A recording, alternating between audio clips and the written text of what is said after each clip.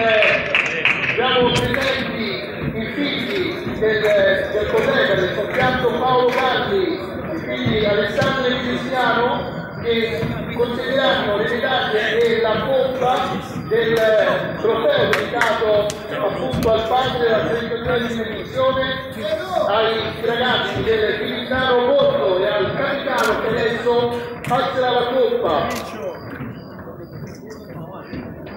Eccoli qua i ragazzi,